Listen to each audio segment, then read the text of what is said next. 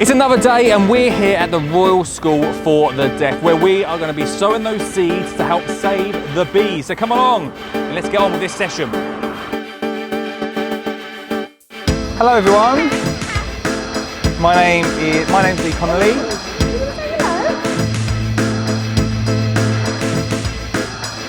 So today we are going to be doing some gardening. Who likes gardening here? Put your hands up for me.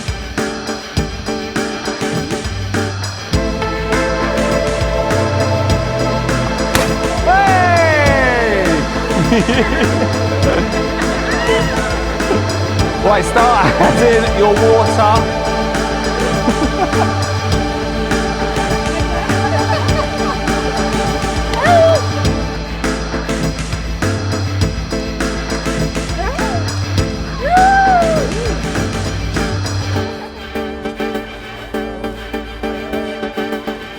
So Hannah, one of the biggest things that we want from this is to see what the impact for these visits are for your school. And so we'd just like to know a little bit about how this might inspire or may impact what you do going forwards.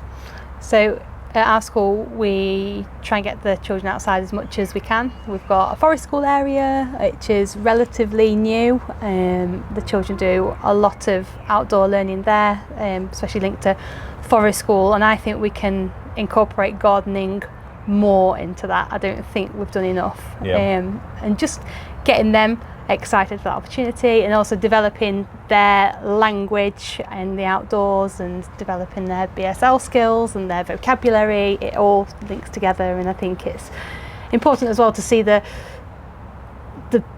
pride in what they're growing. I feel like they can grow vegetables and then that can link to their cooking curriculum. They can then go and create some food, they can share it at home, and it's just all linked to that sense of pride, the communication, and just being outside, how it's good for your mental health. And it's a really positive thing that I think we need to encourage even more of. Oh, the wow! Look everybody, water gun! Look everybody! I'll hold it for you. Do that bit there. As a parent, how is it for you to see the children in school growing, like beginning to grow their own and doing gardening activities? Oh, I'm really pleased about that. It's so important to encourage that, to learn about gardening, understand and be confident in the garden. So previously, when she'd done a bit of gardening and she sowed some seeds, and at school, she came home and she was really enthusiastic about it, explaining what she'd done in school.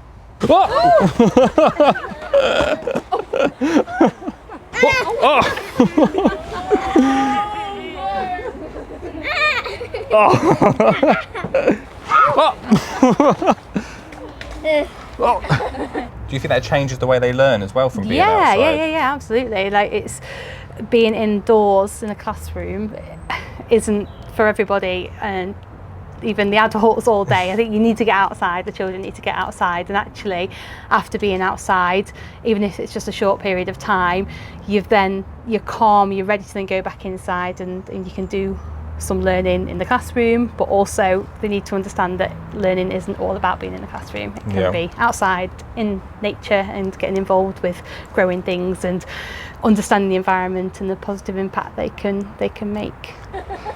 Yeah.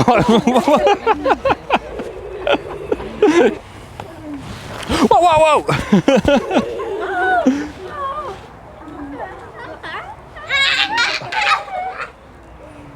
Oh.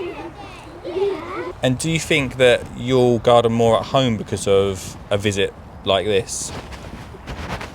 Yes. At home I felt it's quite different, the culture here for gardening. In Ukraine I used to garden a lot. We used to grow our own vegetables, carrots and cucumbers and what have you, but here there's lots of garden pests and things, so it's very difficult here to grow our own vegetables, and I'm unsure which sort of pesticides and what have you to use that are safe and what have you, so yeah, that is an issue. So I'm trying to get gardening into schools a lot more than is currently in schools. So what could I do to inspire your teachers or your friends in school?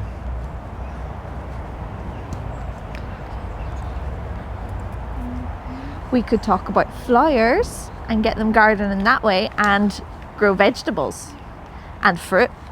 And do you think, for me, I've got a daughter who I garden with, and that has brought us closer together as father and daughter. Do you think that gardening brings parents or you closer with your daughter? Yes, I do, yes. Yeah, it's lovely to do that together and have that interest. I think I would want flowers and plant more of those things. I like seeing the flowers grow, and we should do that at school and at home and grow more. Amazing. Thank you so much for your time. Thank you. So they are going to be going back to class buzzing. They're going to be so excited. I mean, they've planted seeds, they've got a pot, they've made compost expand, they've shot a man with a water pistol. They're going to be that, and that's what they're going to remember, isn't it? You know, they're going to be so excited. I mean, they're probably going to take quite a lot of calming down now, so we're ready for the next lesson. That's what we're here for. But that's what we want. We want them to be excited. We want them to be happy. We want them to be enthusiastic, and that's exactly what you've done. So thank you. No, thanks for having us. Yeah, thank you for coming. It's been great. You need to come again. It's great. Thank 100% you. we'll be back. I'm Paula. Wow, what an amazing moment I think we just had, and I think that is everything that we are doing throughout this week. Is I always talk about the memory that you get from gardening, and it doesn't matter how big or how much money you throw at a school garden, if there isn't that memory, that moment that stands out, that inspires teachers, parents and children, then at the end of the day that gardening is not going to continue. So I think that's a real big learning lesson from this school. And also communication. Like, communication is a big thing that I always talk about, but it's very different in different settings. So the way we communicate gardening, communicate the way that children learn, can be different. I don't know the direction we're going this week, and when we visit schools like this who have such passionate teachers behind it and the children are just as passionate, it really does, it highlights for me, one, how I communicate that gardening message, but also sometimes when we're in a setting like this, the difficulty that can come for an outside person to try and influence those children. Like one thing I will say is that it's so easy for our industry and so easy for Parliament and anyone else really to say, get gardening into schools, get gardening into schools. It's really simple, just go and sow some seeds. I think that actually it's not always easy, and one of the things that we need to do and try and promote more is those small wins, those small successes. Again, going back to that memory side, that moment, I think that that without that, we can't get children excited. I mean, at the end of the day, we want to get children excited about gardening, and without their enthusiasm, it doesn't happen within schools. So, yes, it's something to think about.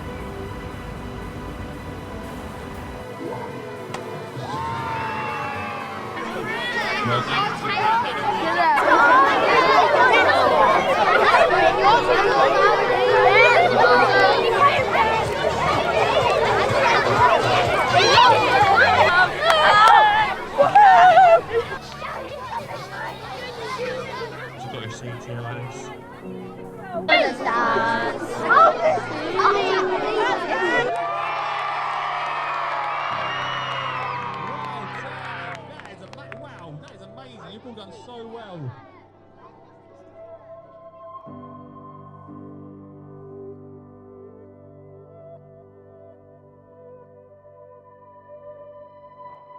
Can you tell me a little bit about what you do here? Yep, so I'm the forest school leader, so Yeah. it's my job. So every Friday I have a morning group and an afternoon group, and they come out for forest school. So I have a nurture group in the morning for SEMH children who school feel need that extra time outdoors. And in the afternoon we have class groups, and the very small intimate groups that come, and we do forest schools. So we do lots of things that involve risk taking, connection with nature, obviously. We do cooking over the fire, firelighting, making nature crafts with the natural resources as well, what's around us. So yeah, essentially that's it. One of the things that I really want to know is how doing forest school or growing or having a fire outside, how does that make you feel? It normally makes me feel really happy because like you get to like actually be like in the like woods and everything. It's like the woods, and then you get to like actually be able to like witness all the stuff that happens around you, because lots of kids don't actually go outside anymore. I like, it's nice when I like going in the climbing tree over there, and I like when we sit around the fire and then we do like when you rate the day. I just like being with all my friends, and most of the time what we do is we make a few dens. One thing I do want to know as well is obviously you put this all together and brought it to like the head teachers and stuff. Yeah. Initially, what was their reaction, and how did you try and basically inspire them to let you do it? Well, when I came to St Andrews, outdoor play wasn't very well established in the early years, and I'd come from a school where it was quite well established, and I worked with a lady called Jan White who works with learning through landscapes. Okay, yeah. So, and I resonated so much with what she was saying about children not having the same opportunities like we did to be outdoors. So she was informing you of ways of bringing that back through provision in early years. So when I came to this school, that's what I did. So I worked in nursery, developed all that area, reception, so we've got mud kitchens, we've got log piles in there, we've got gardening. Digging is a massive thing because children need to move, those bodies need to move. Having bird tables and things, getting them to know the species around us. Yeah. So they knew that already, and they were loving what I was bringing to St Andrews in that way. So I kept mentioning about forest school and how I felt it would be beneficial, particularly for children who struggle in school. And they agreed. They felt it was something worth investing in. Yeah. And now we're running it as a whole school thing. Yeah. Which I'd never worked with the older children either. But you know, all children want to do is play and be outdoors, and they don't get that chance, and when they're here they really shine, and you can see that. That's such a beautiful area, and you can see from the children that have like got involved just today that they love all that sort of stuff. So yeah, they love it. Brilliant. They do. That was great. And hopefully I'm instilling that connection within them. Yeah, you exactly. know, 'cause Yeah. I've got a connection to this place. Yeah. And I hope they do too. What's in the box? Yeah, what is in the box? That's a good what is in the box.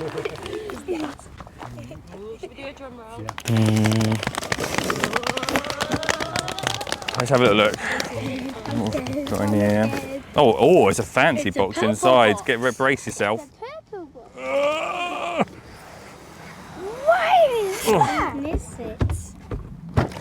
So we've got lots of things that might be able to help you. So if you want, Animals. Take a peek. yes, there's a small puppy in here. You ready? So in here, we've got lots of different things. So that's really good for your compost. So, do we like slugs? Yeah. You actually do like them? Yeah. Oh, if they come along and eat your plants, then we've got them sort of bits. Do you grow tomatoes? Yeah. Do you? Yeah, my grandma has a massive row of them. Oh, really? Yeah, they've all got tomatoes on that are about like this big. Oh, wicked. We've got some feeds here. Load of bits to help you do some growing in here. And also, we've got some tools and stuff for you as well that you can use. All right? So get high fives. Thank you. Oh, thank you. No, thank you.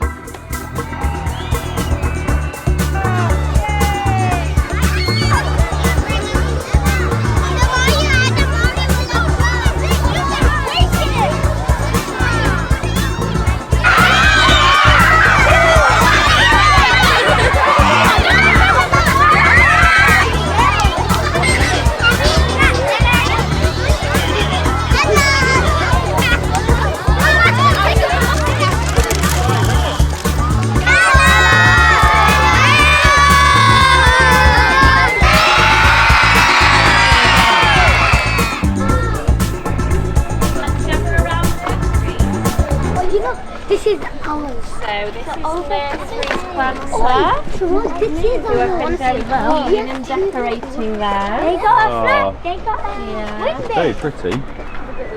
Pretty good. Okay.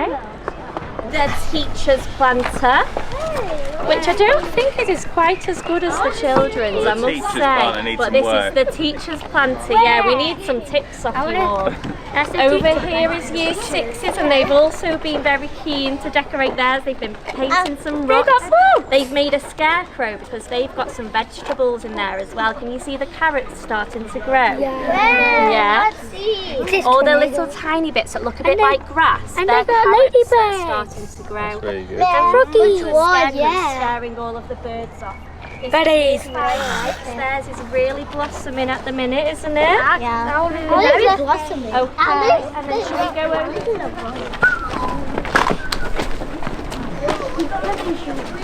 Yeah, it's one for each class. One for every class, okay, yeah. So year 3 have some vegetables in theirs. And can anybody from year 3 tell us why we've got marigolds in it? Marigold?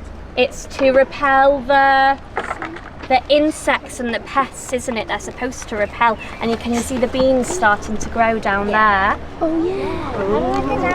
Hopefully they grow before summer. There's some good tomatoes down here as well. This is the Okay, year 1 to be. This is your reception. This is my reception. This is ours, girls. This is ours. I love it. All of those lovely. We wanted a rainbow planter, didn't we, when we was deciding ours? We wanted rainbow flowers. This is bamboo. Yeah, they're bamboo canes because the peas are going to grow up, aren't they, and wrap themselves around it. What other vegetables have we got in here? Strawberries and Potatoes potatoes. Strawberries. We can't wait for them to grow, can we? I love it. So much for showing me around, explaining your gardens to me. I've got to go now. I know. Sorry, can I get a high five from everybody? What do we say, everybody? So lovely to meet you all. Everybody, including me. Oh, there you go. Isn't it interesting from that school that by giving each class that sense of responsibility sort of really makes the children care. Like they really were so passionate about their own little space and so excited to show any guest that comes in that I really do think having those small wins for each class makes such a big difference. So from that school, I think we've definitely learned that, and something that I've talked about for a long time is having those small successes, which hopefully grows into something much bigger.